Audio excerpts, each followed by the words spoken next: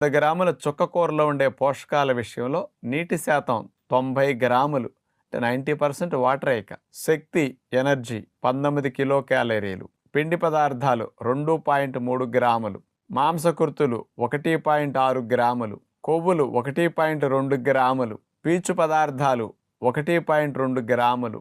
ఇవన్నీ స్థూల పోషకాలమ్మ.